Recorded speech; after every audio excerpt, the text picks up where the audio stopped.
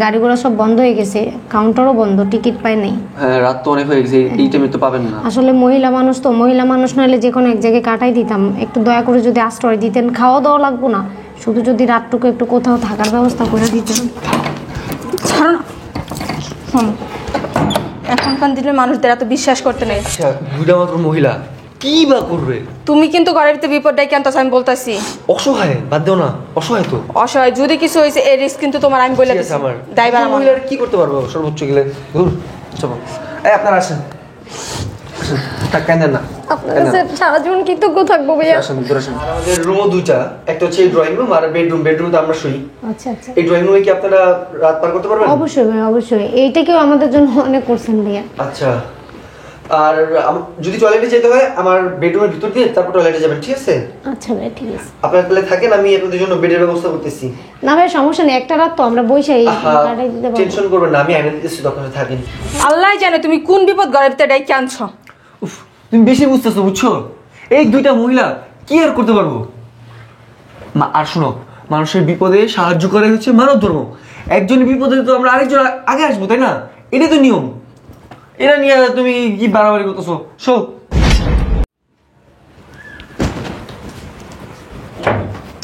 খাবারটা টেস্ট ভালো ছিল, কিন্তু লবণটা একটু বেশি হয়ে গেছিল, বুঝছো? ওই ভাতের লাগে ঠিক লাগছে। হ্যাঁ, তাহলে ঠিক আছে। ওঠো। দেখো তো কি আইছে। এইটা ভাবে কি আসলো? খায় একটু শান্তিও পাই না।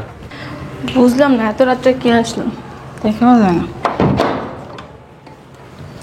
কাকে চাই? আসসালামু আলাইকুম আপু। ওয়ালাইকুম আসসালাম। আপু, আসলে আমরা একটু বিপদে পড়ে গেছি, যদি একটু হেল্প করতেন। কি বলেন?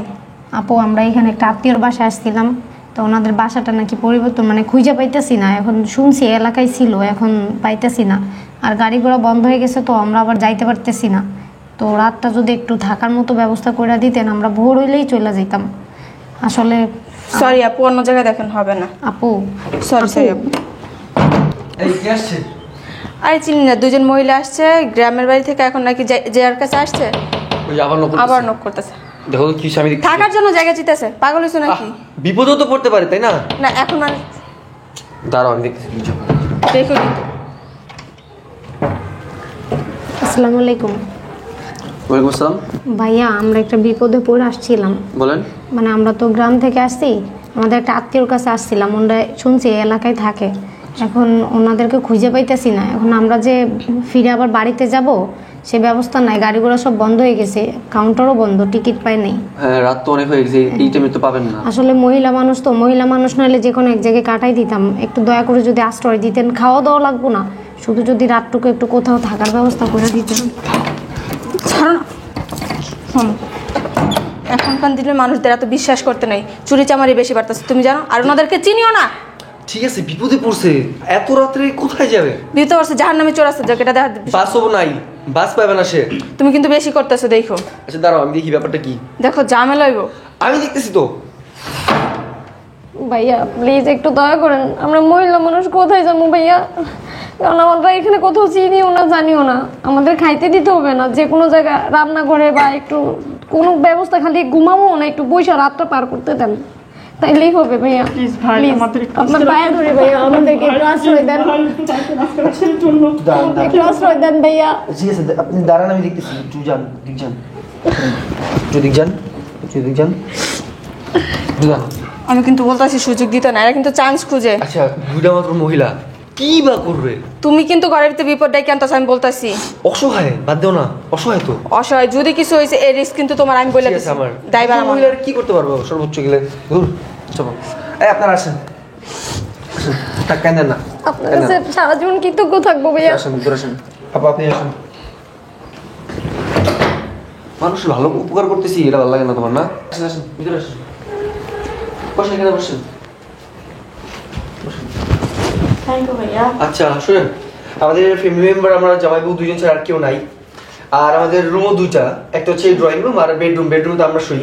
আচ্ছা আচ্ছা, এই ড্রয়িং রুমে কি আপনারা রাত পার করতে পারবেন? অবশ্যই ভাই, অবশ্যই। এইটাকেও আমাদের জন্য অনেক করছেন ভাইয়া। আচ্ছা, আর যদি টয়লেটে যেতে হয় আমার বেডরুমের ভিতর দিয়ে তারপর টয়লেটে যাবেন, ঠিক আছে? আচ্ছা ভাই ঠিক আছে। আপনারা তাহলে থাকেন, আমি আপনাদের জন্য বেডের ব্যবস্থা করতেছি। না ভাই সমস্যা নেই, একটা রাত তো আমরা বসেই কাটাই দিতে পারবো। টেনশন করবেন না, আমি আইনে দিতেছি, তখন থাকেন। সমস্যা না, আমরা সোফাতে বসে থাকতে পারবো। আবার কি যে বলেন না আপনি, আপনাদের হেল্প করবো তো আমি, সমস্যা নাই, দাঁড়ান। ভালো হয়েছে, অবশ্যই ম্যানেজ করতে পারছে, একটু কষ্ট হইলো। আর একটা সুবিধা আছে, মানুষও বেশি নাই, মাত্র 2 জন মানুষ, অল্প সময়ের মধ্যে বাইরে যেতে পারবো। দুজনের চালাচল রান্নাঘাটে মোবাইল ফোনটা একটা হাতে নিয়ে মনে করো তুমি একটা রান্না করো। আপা এনেন ইয়ে। ভাই এটা কি দরকার ছিল? আচ্ছা সমস্যা নাই, আপনারা বিছা শুয়ে পড়েন, হ্যাঁ ঘুমান। আচ্ছা আর কোনো কিছু লাগলে আমাদের বলবেন, ঠিক আছে? আমরা আছি। আচ্ছা ভাই, ঠিক ভাই আছে। আপনার জন্য অনেক দোয়া করুন ভাই, আচ্ছা। আজকে রাতের জন্য ভাই অনেক কষ্ট করে যাবো। চলো।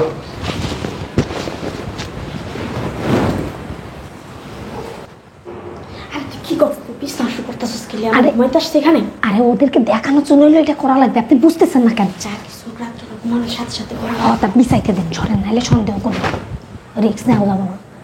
তাড়াতাড়ি করে ওরা সবাই লগে লগে বাইরে হয়ে যাইতে হইব, নাহলে লেট করলে বিপদে পড়তে হইব। বালিশ দেন। আল্লাহ জানে তুমি কোন বিপদ ঘরের ভিতরে ডাইকে আনছো।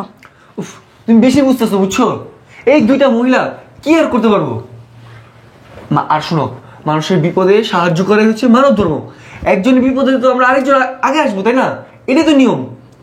এটা নিয়ে তুমি কি বাড়াবাড়ি করতেছো? শো, এটাই যে মনে থাকে, সরো। বুঝলাম না, এরকম খেট করতেছো কি লেগা? খ্যাট করো এখন। এই বাতি বন্ধ করবো কি আমি? তুমি না পাশান হয়ে গেছো, বুঝছো? তোমার মধ্যে মনুষ্যত্ব বলে কিছু নাই। সুইচটা নিজের পাশে, সে একটু কষ্ট করতে পারে না।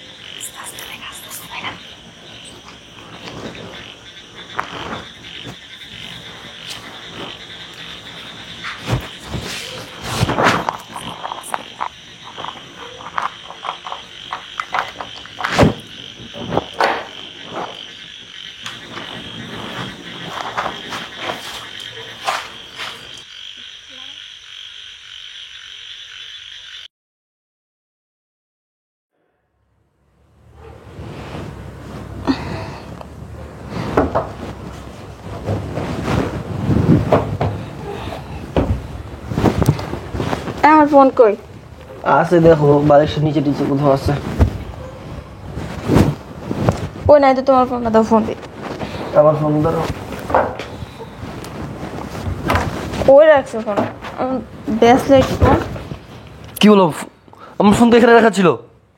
আমার ফোন তো এদিক ছিল। তোমার হাতের ব্রেসলেট না ছিল? আচ্ছা চাপো তো, চাপো চাপো চাপো, সরো আগে দেখেন।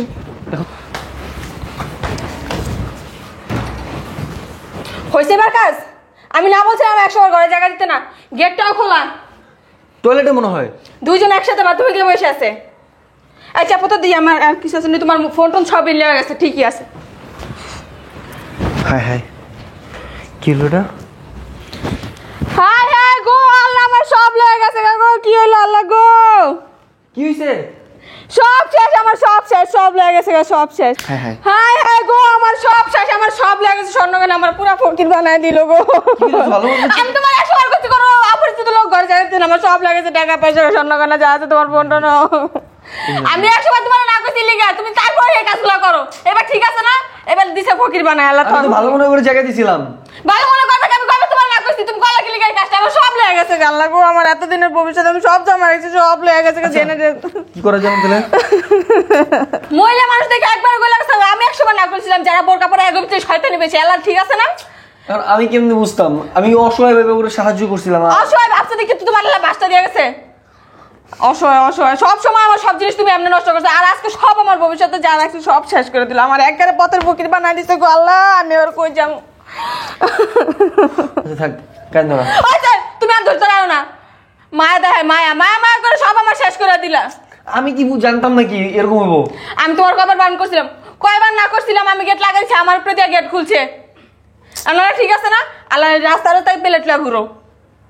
হায় আল্লাহ গো, আমি এবার কই যাবো, কার কাছে যাবো গো, আমার সব শেষ হয়ে গেল, আমার পুরা পথের ফকির বানায় দিল গো। কি করলাম আমি?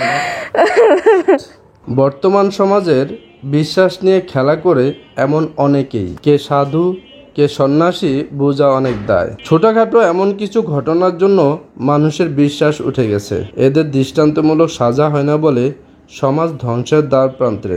তাই চলুন নিজেরাই আরো সচেতন হই।